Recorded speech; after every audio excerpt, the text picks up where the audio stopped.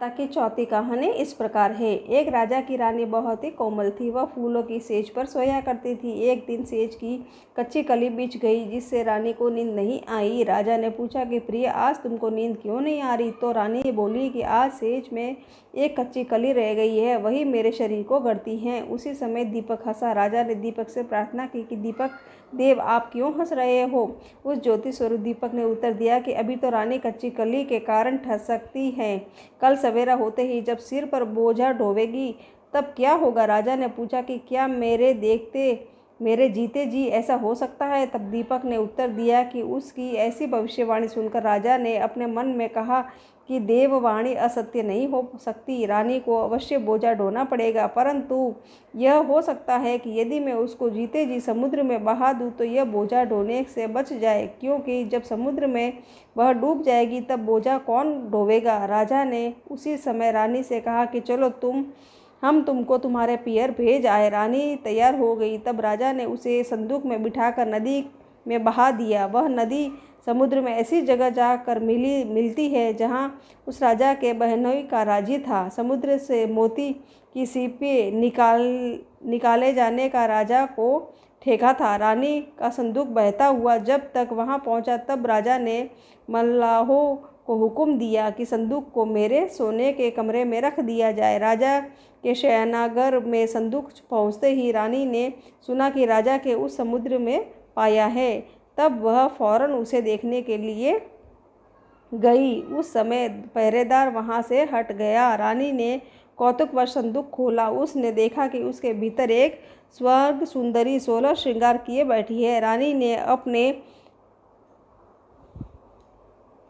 जी में सोचा कि अगर राजा इसको इस दशा में देखेगा तो इसी का हो जाएगा, मुझको त्याग देगा, इसलिए इस स्त्री का हुलिया बिगाड़ संदूक में बंद कर देना चाहिए। तदनुसार उसने रानी को जेवर कपड़े सब उतार कर तथा मैले कुचले फटे पुराने कपड़े पहना दिए और संदूक को वापस बंद कर दिया। राजा जब महल में आया तो उसने रानी को पूछा कि क्यों रानी, तुमने देखा इसमें क्या है? रानी ने जवाब दिया कि मैंने कुछ नहीं देखा। राजा ने रानी के सामने संदूक खुलवाया तो उसमें फटे पुराने कपड़े पहने एक भिखारिन सी दिख पड़ी। रानी ने कहा कि यह तो कोई निर्वासित भिखारिनी दिखाई देती है। कारखाने ने कहा कि यह तो कोई निर्वासिता भिखारिनी दिखाई देती, इसको कारखाने में भिजवा दिया जाए, वहाँ लकड़ी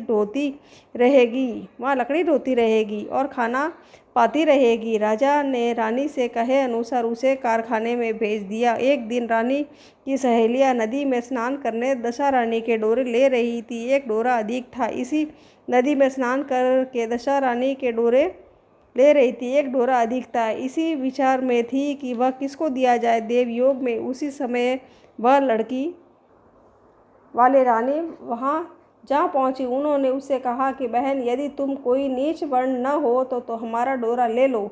रानी ने कहा कि मुझे गंडा लेने से इनकार नहीं है, परंतु मुझे तो खाने भर को मिलता नहीं, इसकी पूजा मैं कैसे करूँगी? वे बोली कि तुम इसकी चिंता मत करो, हम रोज इस जगह स्नान करने आया करेंगी, 9 दिन तक कथा कहा करेगी, तुम भी नित्य कथा सुन लिया करो। 10वें दिन रानी ने श्रद्धापूर्वक डोरा ले लिया। उसी दिन रानी के पति को यह चिंता उत्पन्न हुई कि रानी को संदूक में रखकर बहा तो दिया, परंतु उसको कोई समाचार नहीं मिला। क्या हुआ?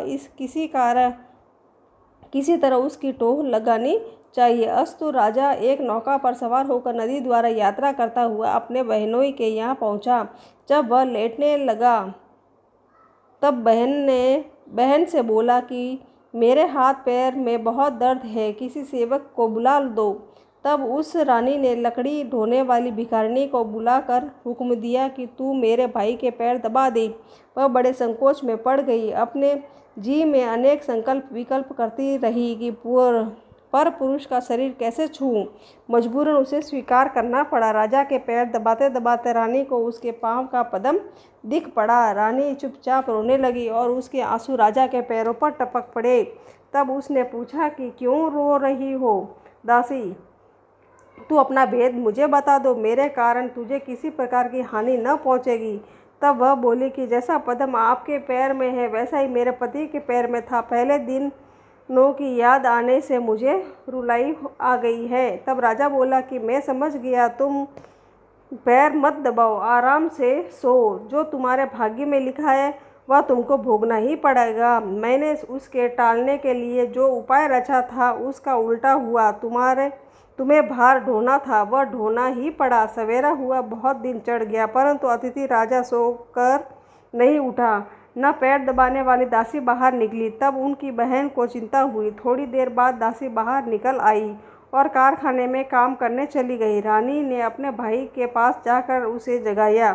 तब वह बोला कि मेरे माथे में पीड़ा है, मैं अभी नहीं उठूँगा। इस समय मेरा जी बहुत व्याकुल हो रहा है, मुझे अधिक मत सताओ। रानी ने पूछा कि आखिर बात क्या है, क्यों, कुछ कहो भी।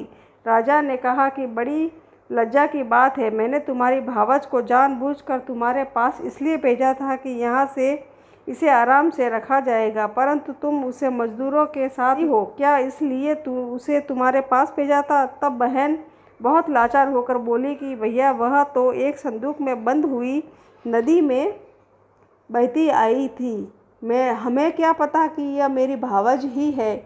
उसने दासी को कहा कि इस लकड़ी वाली दासी को बुलाकर ले आओ। जब लकड़ी वाली दासी आई तो उसे भावज से माफ़ी मांगी। बहन के पास रहने के पश्चात वह राजा अपनी रानी के साथ राजधानी लौट आया। रानी ने पहले अपने महल में पहुंचकर सुहागिनों को न्योती धूमधाम से दशहरानी के गंडे की पूजा की और गांव भर में ढिंडोरा फेर दिया कि आज से अमीर गरीब सब दशहरानी के गंडे लिया करे और श्रद्धापूर्वक पूजा किया करे। जिस प्रकार दशहरानी ने उस रानी के दुख के दिनों को सुख में फेरे, वैसे ही वह अपने सब भक्तों की दिन फेरे, सभी का कल्याण करे। जय बोलो दशा माता की जय। इस प्रकार मेरी चौथी कहानी भी पूरी हुई।